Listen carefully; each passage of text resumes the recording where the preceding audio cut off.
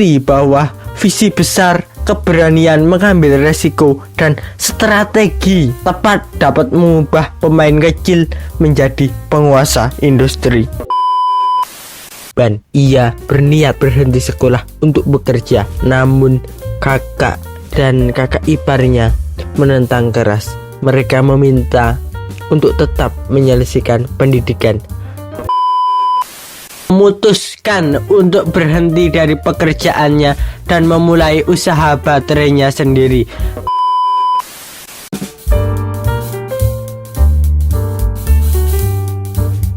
Di sebuah desa kecil di Tiongkok, 8 April 1966 lahir seorang anak dari keluarga sederhana, namanya Wang Juangfu. Ia adalah anak bungsu dari 8 bersaudara. Ayahnya seorang tukang kayu, ibunya seorang ibu rumah tangga. Hidup mereka tidak bergelimbang harta, tapi penuh dengan nilai-nilai berharga, kejujuran, kerja keras, dan hati yang tulus. Sejak kecil, Wang sering melihat ayahnya mengubah potongan kayu menjadi sesuatu yang berguna. Pemandangan itu mungkin menanamkan benih inspirasi dalam hati kecil Wang. Namun ketika Wang berusia 13 tahun, cobaan berat datang. Ayahnya divonis menderita kanker hati dan tak lama kemudian meninggal dunia. Kepergian sang ayah menjadi pukulan besar bagi keluarga. 5 kakak perempuannya menikah lebih cepat, sementara kakak laki-lakinya yang berusia 18 tahun terpaksa putus sekolah untuk bekerja demi menghidupi keluarganya. Wang menyadari bahwa cara terbaik untuk membantu keluarganya adalah dengan masuk ke sekolah menengah kejuruan agar kelak bisa mendapatkan pekerjaan yang stabil. Ia pun belajar giat, namun setelah 2 tahun musibah kembali menimpanya. Sang ibu, satu-satunya tulang punggung keluarga, tiba-tiba pingsan saat bekerja di ladang. Ia meninggal sebelum sempat sampai di rumah sakit. Lebih tragis lagi, kabar duka itu sampai ke telinga Wang tepat saat ia menjalani ujian kelulusan SMP.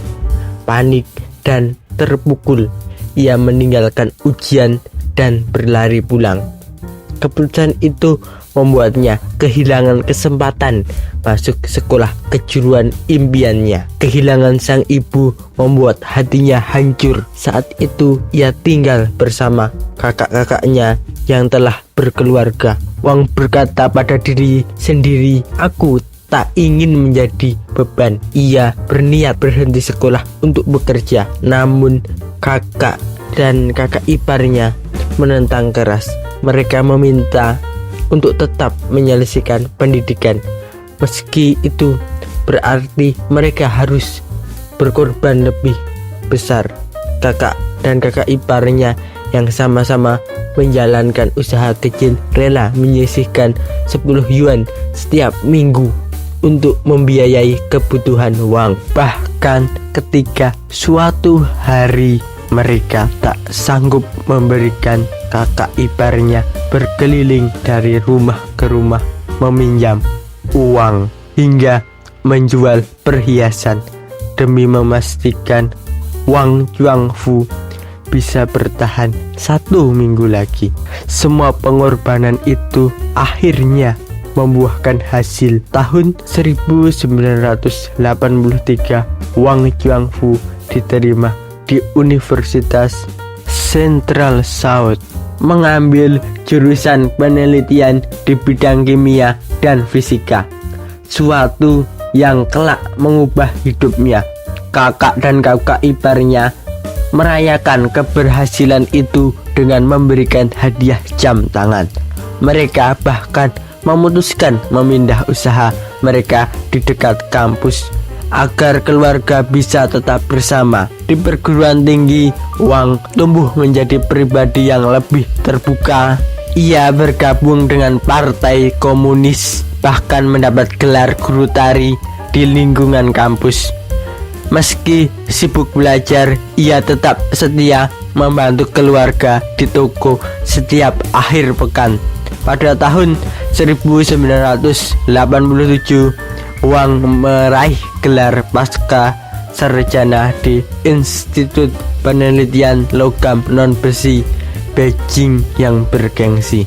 Tak lama kemudian ia diangkat menjadi pejabat eksekutif di lembaga tersebut, sebuah pencapaian yang luar biasa yang menjadi awal dari perjalanan hidup menuju kesuksesan.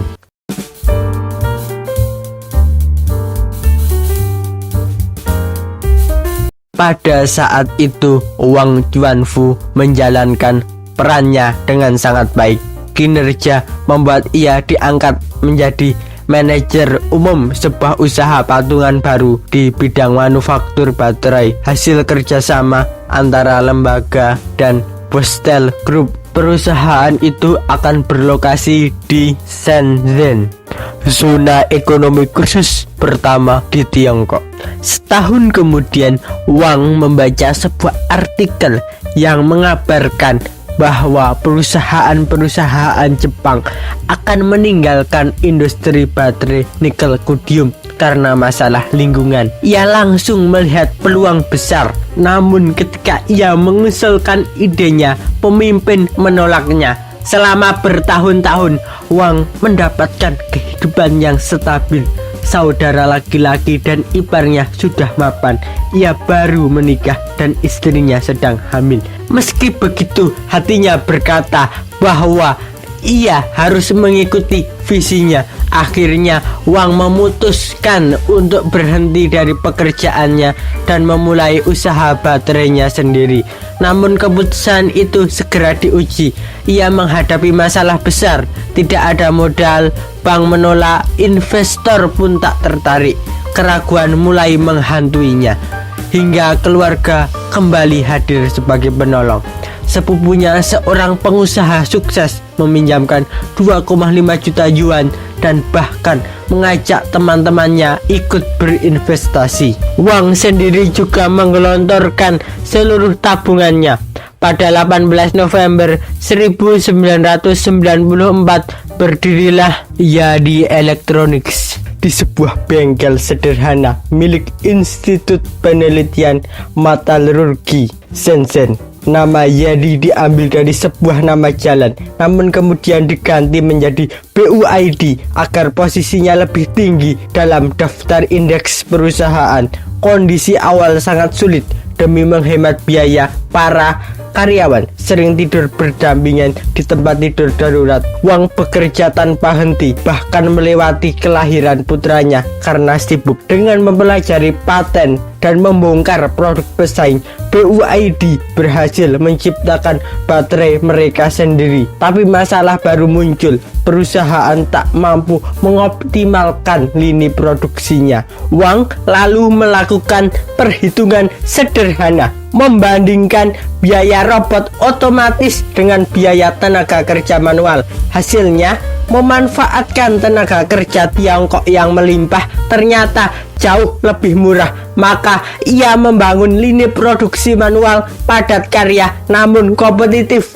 Bahkan mereka membuat sendiri mesin-mesin produksinya sehingga perusahaan lebih terintegrasi dan hemat biaya. Dengan hanya sedikit lebih dari 1 juta yuan, Wang membangun jalur produksi yang mampu menghasilkan 4.000 baterai nikel kudium per hari. Pada tahun 1997, BUID menjadi produsen baterai terbesar di Tiongkok, menjual 150 juta baterai hanya dalam 3 tahun. Meski produksinya sudah kompetitif, ada kendala besar.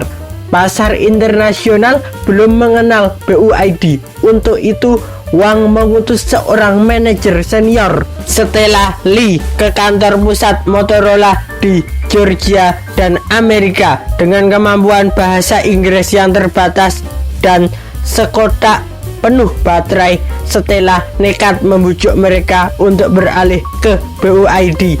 Awalnya ia ditolak mentah-mentah, bahkan membuat pihak Motorola itu marah. Namun kegigihannya perlahan meluluhkan hati mereka. Motorola akhirnya memberikan BUID kesempatan. Kagum dengan kerja kerasnya, Wang mengangkat Stella Lee sebagai CEO BYD Amerika. Pelanggan besar pun mulai berdatangan. Pada tahun 2002, BYD terdaftar di Bursa Efek Hong Kong. Saat itu muncul kekhawatiran di internal mengenai pembagian saham, karena selama ini hanya ada kesepakatan lisan. Ketika ditanya, Wang menjawab singkat, lebih mudah diucapkan daripada dilakukan. Ia lebih menghargai kesetiaan, mengingat pengorbanan keluarga dan rekan-rekannya. Hasilnya 34 eksekutif awal mendapatkan 22 saham, membuat mereka semuanya menjadi jutawan. Pada tahun 2003, BYD melampaui Sony dari Jepang menjadi produsen baterai terbesar di dunia. Sebuah pencapaian luar biasa bagi startup Tiongkok. Namun di puncak kesuksesan itu, Wang justru merasa gelisah. Ia mulai melirik industri lain yang sedang tumbuh pesat. Dunia belum tahu langkah berikutnya, namun yang jelas keputusan berikutnya akan mengubah salah satu industri terbesar di bumi.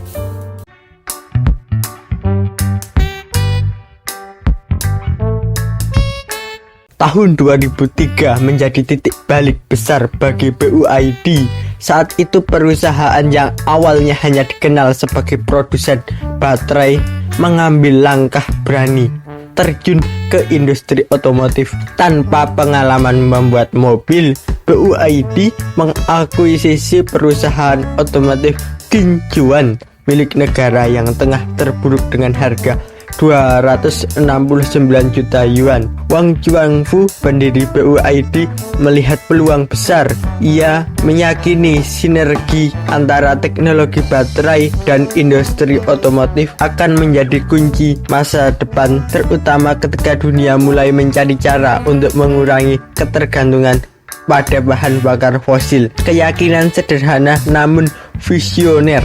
Keahlian BYD di bidang baterai bisa menjadi fondasi utama membangun kendaraan listrik. Keputusan yang awalnya dianggap terlalu ambisius ini justru menjadi langkah emas. BYD mulai dengan memproduksi mobil berbahan bakar bensin untuk menghasilkan arus kas, sambil terus menginvestasikan dana besar dalam riset dan pengembangan kendaraan listrik. Strategi ini membuahkan hasil. Pada tahun 2008, nama BYD semakin dikenal dunia setelah Berkshire Hathaway, perusahaan milik Warren Buffett, berinvestasi besar-besaran melalui Mid America Energy Holding.